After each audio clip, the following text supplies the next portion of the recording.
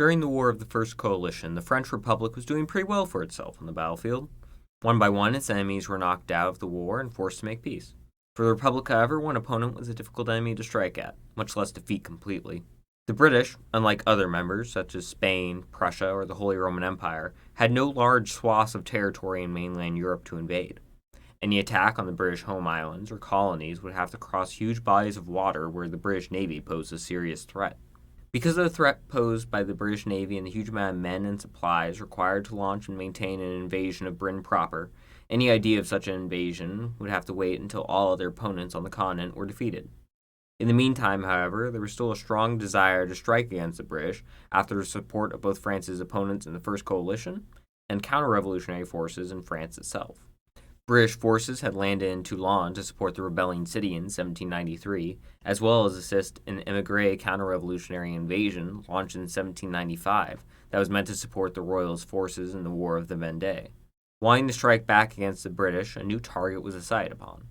Unlike Britain, where any French force could expect to be met with hostile locals, many in Ireland had significant animosity towards the British and would likely welcome French forces as liberators. Like most of France, the majority of Irish were Catholic, and many were at least somewhat supportive of France's revolution. If the invasion succeeded, Ireland would be freed from British control and could provide a strong launching point for a future invasion of Britain proper. It was not just French desires to strike the British that propelled plans forward, however. Representatives from the Society of United Irishmen, specifically Wolfe Tone, had traveled to Paris in an attempt to secure aid from France as they were planning their own revolt against the British. If French forces landed in Ireland, they were promised by the Irish representatives that a huge force of Irish would rise up to aid them. On paper, the invasion looked promising, and so preparations were made. Constant setbacks, however, meant the invasion would be delayed until a final date of 15th December 1796 was decided on. The invasion force would consist of 17 ships of the line, 13 frigates, and a number of support craft, mostly transports. The force to be landed was somewhere between 15 and 25,000 men in size, with plenty of weapons and ammunition to arm the Irish forces expected to join them. What on paper appeared as a solid plan turned into a debacle almost immediately. The launching point of the invasion force was the port of Brest in northwestern France. To try and avoid the British ships keeping an eye on the French fleet, an overly complex plan was prepared to sail through a patch of dangerous waters called the Raz Design. The plan was abandoned at the last second, however, due to it causing too many delays.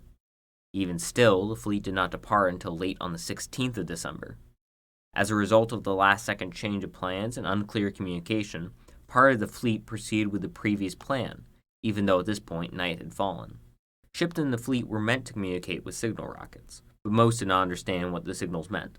Adding to the confusion were random rockets from a British frigate under the command of Captain Edward Pellew that had spotted the French fleet's movements.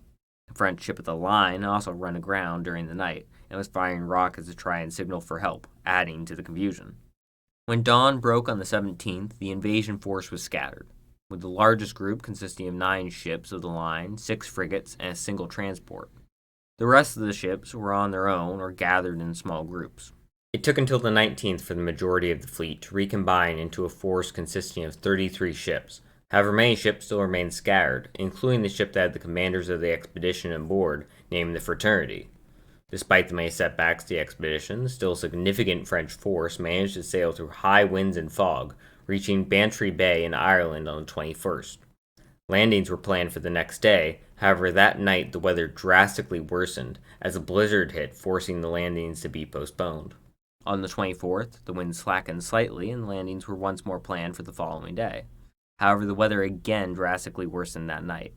Come morning, the wind and waves were so fierce many ships were dragged out into the Atlantic, unable to even rejoin the main force. Ships collided with one another in the bay as inexperienced crews tried desperately to maintain control over their vessels. By the 29th, what ships remained of the force were ordered to return to France.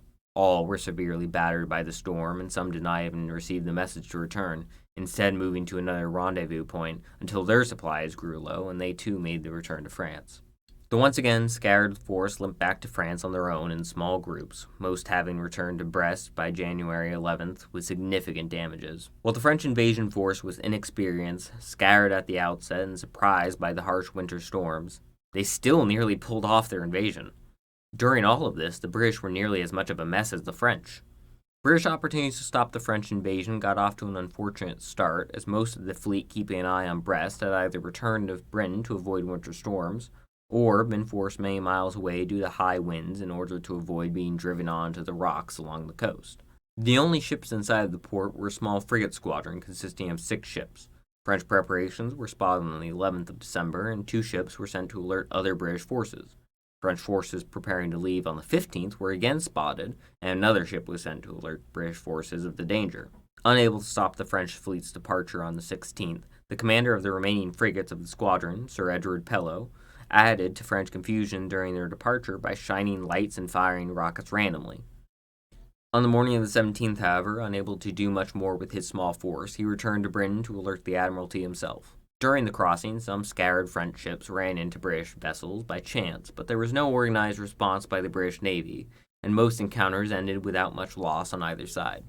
The main British force in position to stop the French invasion was the Channel Fleet under Lord Bridport.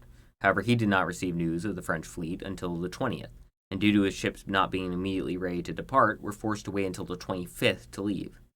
Things immediately went wrong, however, as multiple ships were forced into collisions with each other because of high winds. In total, 5 ships were forced to return to port for extensive repairs.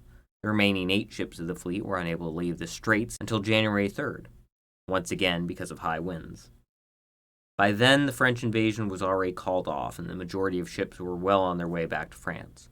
Weather played against both sides and was so bad that at one point a British ship, the HMS Monarch, flagship of Vice Admiral Sir George Elphinstone, passed right through the French fleet at anchor on the 25th without noticing. It was only during the French withdrawal back to Britain that the scattered British forces managed to capture a few isolated French ships. Neither side had performed well during the invasion attempt, with the largest blame being put on Mother Nature for showing practically no mercy to anyone. The failed invasion, however, dashed the planned hopes of the Irish uprising, and though the French would continue to support the United Irishmen, it would never be at the same scale of the attempted invasion of 1796. In 1798, after a massive Irish rebellion began, 2 more landings were attempted. The first, led by General Humbert, numbered only around 1,000 men, but managed to actually successfully land in August and fight several battles alongside the Irish until they were eventually defeated. A second larger force of around 3,000 men, led in part by Wolfe Tone, were intercepted in October and never managed to make landfall. No further attempts to land in Ireland would occur during the Revolutionary or Napoleonic Wars, though some Irish still supported the French and served in the French military. The Irish Rebellion, meanwhile, was brutally suppressed by the British, ending another chapter in the long struggle by the Irish against British rule.